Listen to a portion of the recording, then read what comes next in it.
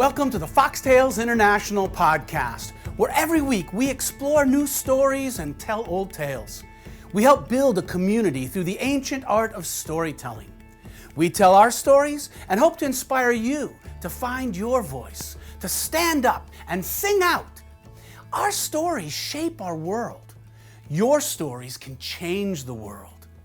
I disagree with Shakespeare. We are more than actors on a stage. You are the author of your life story. Share the link with your friends. Support us by joining our Patreon team. And make sure you subscribe so you never miss an episode. Join us every week to fall in love with the world and all of its possibilities. This week, we celebrate the things that haunt us. Let's travel to the Great North Woods along the Minnesota and Canadian border to meet the Wendigo. When I was a young man, I used to teach wilderness survival. I would take boys your age into the wilderness and we'd spend a week and we'd live off the land. If we couldn't find the right food, we came home hungry. But if you know what you're looking for, there's a lot out there that's really tasty. As a matter of fact, just yesterday, I had a wonderful dinner of hen of the woods. Have you had them? One of my favorite wild mushrooms. Now, mushrooms you have to be careful of because some of them are poisonous, and my lawyer makes me say this: do not go out in the woods and start eating things. Seriously, if you eat the wrong plant, you might die, and your mother might be upset. But if you study with an expert, you can learn these things. And for 10 years, I was an apprentice to a Anishinaabe elder. And I spent a lot of time in the wilderness. And I learned a lot of these things. And I decided to put myself to a little test. And so I went on a canoe trip, not in the Boundary Waters, which a lot of people know. It's in the Minnesota-Canada border area. I was east of there in La Vérendrye National or Provincial Park in Canada. And it's one of those lakes you could paddle all day and not see another person. It's one of those lakes so clean that as you're paddling, you can dunk your cup in the lake and drink. Not many places on the planet you can do that anymore. And at night, there were wolves. All together, give me your best howl. Ow! And loons. Can anyone do the loon? Could you imagine wolves and loons singing a duet? You be the wolves all together.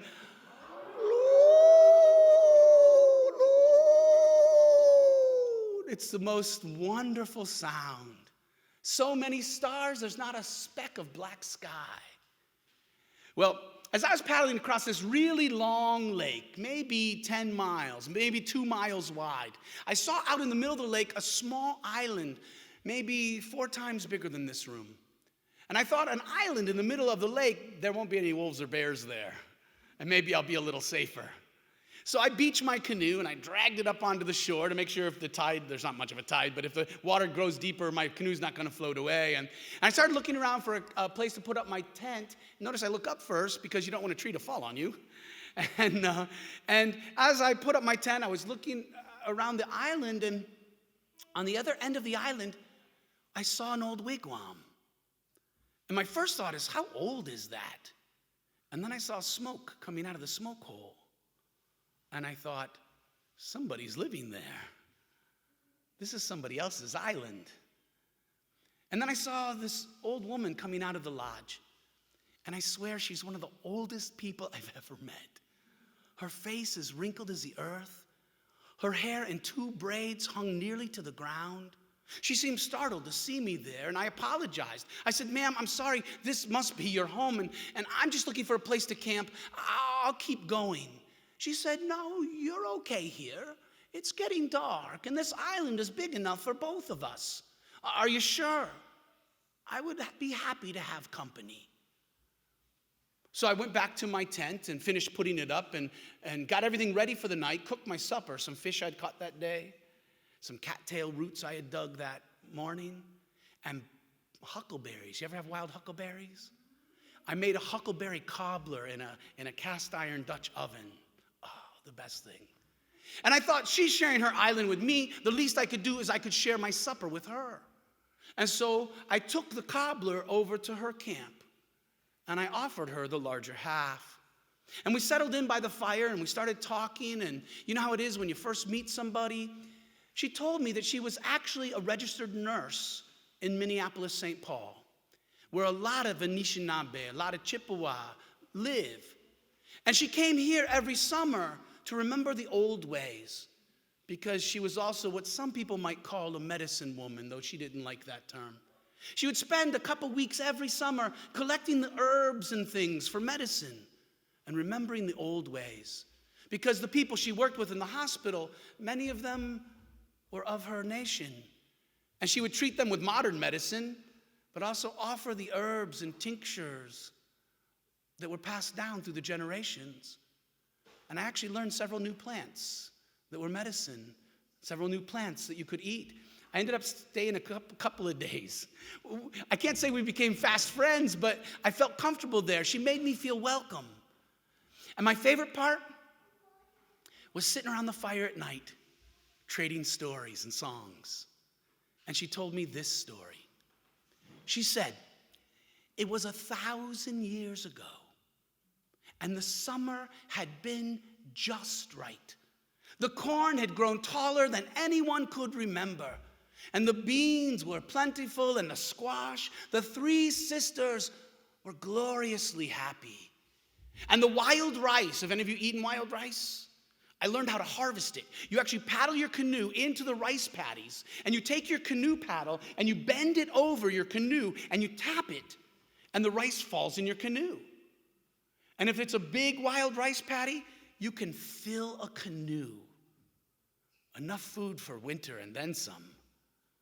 And not only were the people doing well that year, but the deer were fatter than anyone could remember. And the fish in the lakes were plentiful. So when winter came, the people were not afraid. They had enough and more than enough for the coming snows. But as the snow began to fly, there was a boy about your age. His father was the best hunter in the village. His father had made him a small bow and arrow, but he was tired of target practice, shooting at pine cones. He wanted to hunt some real game. So without telling his parents where he was going, he headed off into the forest. Shh. He saw a spruce grouse. Do you know the spruce grouse? It's a lot like a prairie chicken of the forest. And they sit so still, their camouflage so good that they seem to disappear. But they sit so still, thinking their camouflage works so well that if you see them, you can walk right up to them. Well, he practiced walking without making a sound, like his father taught him. He got as close as he dared. He notched an arrow very quietly, very slowly. He pulled the arrow back. He fired and he missed, and the spruce grouse flew away. He ran and he picked up his arrow and he followed the spruce grouse deeper and deeper into the forest. When it stopped again, shh. It took longer this time because it was watching him. Whenever it looked away, he would take another step. Very slowly, very patiently, he got closer and closer. When he was as close as he dared, he notched an arrow. He took care of it. He fired and he missed again. Again it flew off. And he followed that spruce grouse deeper and deeper into the forest. And that boy, he disappeared. And he was never seen again. Now, they sent out a search party. They followed his tracks. They found his bow and arrow, but they never found him. He was gone. Now, the people were afraid. Something strange is going on here. Especially when a few days later, there was a young woman, and I do mean young woman. She had been a girl, but she just had her first moon time, and she'd been to the moon lodge to learn the things that only women would know, and that's why I can't tell you, because obviously I'm not a woman. Except I know it has something to do with the cycles of the moon. And once a month, women would go to the moon lodge to have a few days off. Wouldn't that be nice? But I do know one thing she might have learned was how to weave baskets. The Anishinaabe weave beautiful baskets. Actually, if you peel off the bark of a willow, willow bark is where aspirin comes from. And then you take those twigs and you soak them in the water, they get more springy and bendable. And when you weave them tight and they dry, as they dry, they shrink. And you can actually cook in a basket. Of course, you line it with a little pine tar, and you don't put it on the fire, it will burn. But with pine tar, it will hold water, and you take a red hot rock, put it in the basket, and you can make soup. She wasn't quite that good, but she was practicing. And as she was soaking her willow in the river, and as she was weaving, she was singing a song that she had just learned about the cycles of the moon. You know it. Nisha, Nisha, Nisha, Nisha, Nisha, Nisha, Nisha, Nisha, Nisha, Gaiwi, oh, Gaiwi. But she never finished her song. She never finished her basket. She disappeared. And she was never seen again. Now, people had heard her singing down by the river, and when she did not come home for supper, her family went looking, and they found her half-finished basket. But they never found her. They thought maybe she fell in the river and drowned, and they went downstream for miles, but they could not find her. And the people knew something was wrong, and they were afraid. Especially when a couple days later, a young man who was the best hunter in the village, he had already gotten 2 deer, so his family had enough and more than enough for the coming snows. But he thought, if I could get 1 more deer, then my grandma and grandpa would have enough for the winter. My grandpa's getting too old to hunt. Now, he had already shot 2 deer near the village, and he didn't want to kill all the deer around the village, so he went deeper into the forest than he'd ever gone before. But he knew the forest. He fasted for 4 days and 4 nights. He did not eat, so he was truly hungry and deserving of that deer. For 4 days and 4 nights, he followed the deer tracks. He saw where they went down to the river every morning to drink. He saw where they went into the forest during the day to sleep. He saw where they went to the meadows to graze at night. For 4 days and 4 nights, he followed the deer until they got used to seeing him, almost like he was part of the herd, and they were no longer afraid of him. And on the 4th morning, he hid along the trail that went down to the river where he knew the deer would be coming shortly. And as he hid with his arrow notched and his bow ready, he sang quietly to himself an ancient song, a sacred song. Some say when you sing this song, it calls the deer. Ba e ho ye ne, ba e ho ye ne, Chopenta ho ye ne, Chopenta ho ye ne. What does that mean? Native deer, come join the feast. Black-nosed deer, come join the feast. Or maybe it means come be the feast. But the deer came. It was a huge buck. And it came walking down the trail straight towards him. He notched an arrow and took aim, but before he fired, he looked the deer in the eye, and with a silent prayer, he asked the deer's permission. Think about it. Would you give your life so the people could live? Even though the deer was this close, if it would have turned and walked away, he would have let it go. He wanted to make sure it felt right. Would you give your life so the people could live? The deer turned as if to give him a better shot, and he was a great shot. He fired 1 arrow through the shoulder, through the lung, the heart, the lung. The deer jumped once and fell over dead, relatively painless. Then he reached into a pouch and he pulled out blue corn, sacred corn, that he had brought just for this moment. He sprinkled the cornmeal on the mouth of the deer.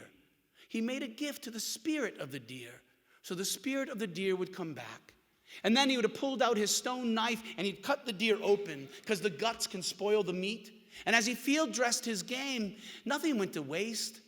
The guts would be eaten by the coyotes and buzzards. But he took the heart, and while it was still pumping blood in his hands, he would have eaten it. So the heart of the deer would be part of his heart, and he'd feel the love and compassion that one deer feels for another. That's what he would have done if he had a chance. But that young man, he disappeared. And he was never seen again. Now, they knew he'd be gone for several days, but when a week went by, they sent out a search party. They followed his tracks. And the strangest thing, they saw his tracks leading to this place. They saw the deer tracks leading to this place, but there were no other tracks coming or going.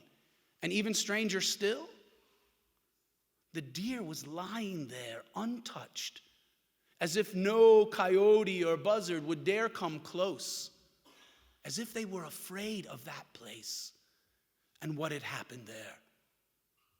The people were more than a little scared. That night they had a council fire, and Native people believe, as I believe and I hope you believe, we all have a good mind when we use it. So they put their minds together to come up with the best idea, and everyone was listened to. Everyone was given that respect. They discussed many things, but then an old woman stood up. Her face as wrinkled as the earth, her hair in 2 braids hung nearly to the ground, and she said, in a voice as soft as the wind in the pine trees, she said, "This reminds me of a story that I heard when I was a little girl. A story about the Wendigo." Ah! Just the mention of the word and people shrieked. Do you know about the Wendigo? The Wendigo is a shapeshifter, meaning it can become anything. So you might be out in the forest picking wild blackberries. How many of you love blackberries? And you got your little basket, 2 for the belly, 1 for the basket, 2 for the belly, 1 for the basket.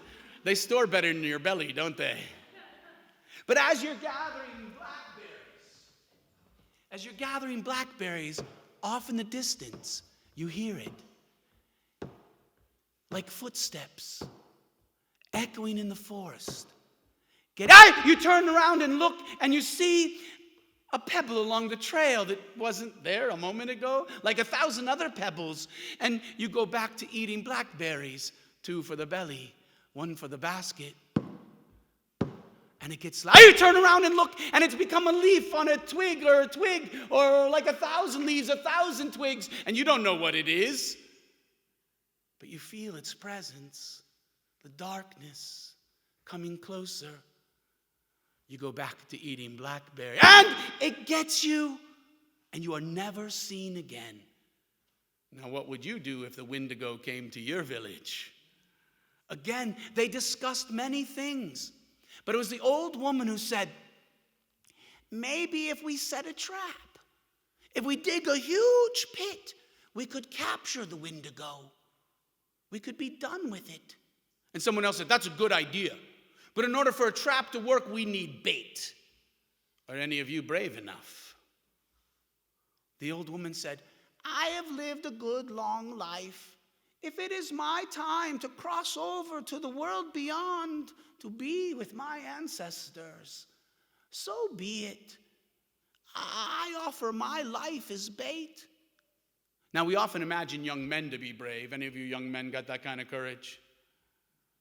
But next, it was a little girl who stood up. She said, that was my brother who disappeared in the forest. In honor of my brother, I offer my life as bait. Do any of you girls got that kind of courage? Next, there was a young man who stood up. He said, that was my sister who disappeared by the river. In honor of my sister, I offer my life as bait. And so it was decided. The next morning, they went out and they dug a huge pit. And then they thought, wait a minute. We need to cover it so he doesn't see the pit. How many of you ever made a plan and had to change the plan midstream? And then somebody else said, what are we going to do when we catch you this thing? Thinking on your feet? Somebody else said we could build a fire. And we could throw fire on top of it and then we'd be done with it. And that's what they did. They covered the pit with small twigs, as long as your arm, but smaller than your pinky, and dead twigs. So if even a mouse crawled across, it would fall through.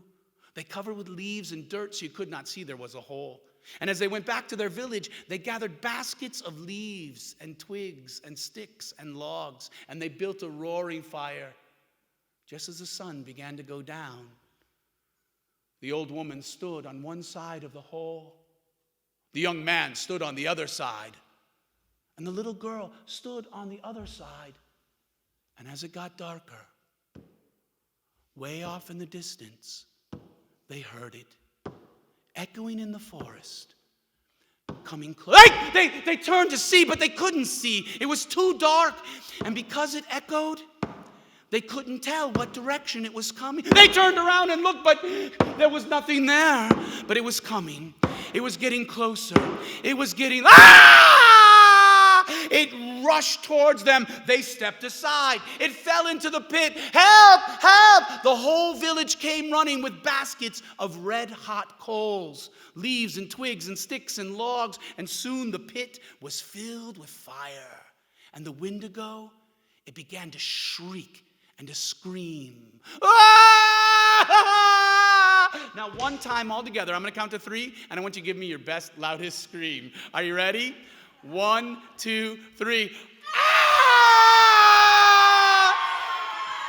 It was louder than that. They threw more logs on the fire. The flames leapt higher. Soon the logs filled the hole, and the fire was as tall as the trees, and the creature screamed even louder. One more time. 1, 2, 3. Ah! It was louder than that. They wanted to run away, but something held them there. They threw more logs on the fire. All night long, it screamed and wailed and moaned and cried. They put more logs on the fire. Towards morning, they were running out of wood. But the screaming became a soft cry. Ah! As the coals burn away to embers, and the embers burn away to ashes, it became a soft whimper. You think you have gotten me, but I will come back, and I will suck the blood of every single one of you. And then it was quiet. They knew it was in there. Are any of you brave enough? Someone said, if we could get rid of everything in the hole, we could get rid of the Wendigo. Are any of you brave enough? A young couple stepped forward. They had recently wed, but as yet had no children. They said, for our village, we will do this. On a long rope, they were lowered down inside the hole with 2 baskets. They scraped up all of the ashes and filled one basket. Then they thought, wait a minute. What if the Wendigos change into mud or pebble or root along the wall of the pit? So they scraped the pit and filled a second basket. They climbed up out of the hole, pulled the baskets behind them, put the baskets in a canoe, and they paddled downstream. They followed this creek till it came to a small stream. They followed this stream till it came to a small river. They followed this river till it came to a much larger river. They followed this river for weeks until it came to another river nearly as large. And then they turned and went upstream for weeks and months until they came to snow-covered mountains. Wait a minute. If this story happened in northern Wisconsin or Canada, where are the closest snow-covered mountains? The Rockies. When they got to the top of the Rockies, they burned their canoe. They burned their clothing. They burned the baskets. They burned everything. And then they bathed to make sure not one fleck of ash came back with them. And then they walked downstream, caught a deer and made more clothes. Cut down a tree and made another canoe. They paddled downstream for months, back upstream, and they returned to their village. And it worked. While they were gone, no one else disappeared. And you remember the beginning of this story? I was telling you they had enough and more than enough for the coming snows. When spring came, they still had food left, so they had a feast and a celebration to honor the bravery of the whole village working together. And this story became just that, a story. that the elders tell their children. And when the children grow up, they tell their children. And when you grow up, you can tell your children. And it was passed down for 1,000 years. But recently, there are 3 old women working out in the wetlands. They were harvesting cattails. Anybody besides me ever eat a cattail root? They say they're like potatoes. But if you're starving, they're not bad. And actually, the cattail shoot, when it first comes up, is a little bit like asparagus. Not really. But if you're hungry, you can eat it. And the cattail leaves, you can weave them together and make a mattress. Or you can cover your house and it sheds the rain. These old women were pulling up cattails. And this one old woman, her back was aching and she stood up. And when she stood up to stretch, she saw this little cloud of black ashes buzzing with life. She tapped her friends on the shoulder, and all 3 of them looked up, and this little cloud of black ashes buzzed down and surrounded them. Bzz, ah, bzz, ah, bzz, ah. And it sucked the blood of every single one of them. And this story is a story of the creation of mosquitoes. The most wicked creature of the forest. Thank you. Wasn't that a great story? I love the Wendigo. And one of the things I really love about it is it's actually built on genuine fear. Most people don't stop and think about it, but insects can be scary. They're also very beneficial, but the mosquito in particular is one of the deadliest animals in the wild world. More people die from mosquito bites and the diseases they carry than any other creature. And that is one of the secrets to telling a good, scary story. You build on the fears that people carry. What are you afraid of? Stories are a great way to face those fears and wrestle with them because we know it's only a story, it's only a story. Now, another simple technique that you saw a couple of times in that tale is what I call the jump tale. To help scare your audience, you talk softly, you slow down, and then then you make a loud sound, and if you could time it, and it's all about the timing, you can get your audience to jump, and it makes the story fun and scary at the same time.